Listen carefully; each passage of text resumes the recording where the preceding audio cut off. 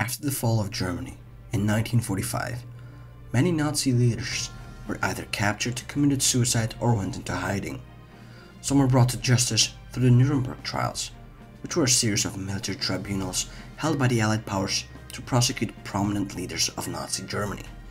The most notable Nazi leaders who were tried and sentenced to death by hanging at the Nuremberg trials included Adolf Hitler's tops lieutenants such as Hermann Göring, Rudolf Hess, and Joachim von Ribbentrop. Other high-ranking officials were also sentenced to prison terms or death by hanging, including Julius Streicher, Adolf Jodl, Wilhelm Keitel, and Ernst Kaltenbrunner. Some Nazi leaders, such as Heinrich Himmler, committed suicide before they could be captured and brought to trial. Others, like Martin Bormann, were believed to have died during the war, but their remains were not found until many years later. Overall, the fall of Germany marked the end of the Nazi regime and the beginning of a new era in Germany. After the fall, many leaders also fled to other countries in an attempt to escape justice. Some of the more notorious examples included Adolf EICHMANN.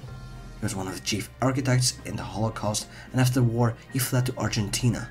He lived there under many aliases until he was captured by Israeli intelligence in the 1960s and brought to trial 2 years later, where he was executed.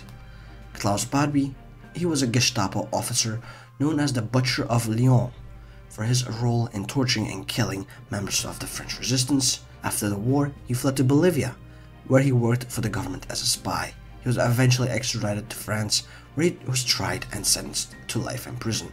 JOSEF Mengele, he was a doctor who conducted gruesome experiments on various prisoners at Auschwitz. After the war, he fled to South America as well, where he lived under various aliases, moving around until his death in 1979.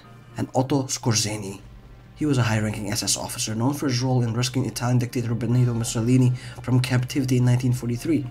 After the war, he fled to Spain, where he worked for the government as a spy. He was later moved to Egypt, where he worked for President Gamal Abdel Nasser. Many of the Nazi leaders fled to Latin America after the fall of Germany for several reasons. Firstly, some had existing connections to the region, either through personal relationships or through political or economic ties. For example, many former Nazis had established business contacts in South America before the war, which made it easier for them to establish new lives there after the war. Secondly, many Latin American countries at the time had a lax immigration policy and were not particularly concerned with screening new arrivals for their past involvement in Nazi war crimes.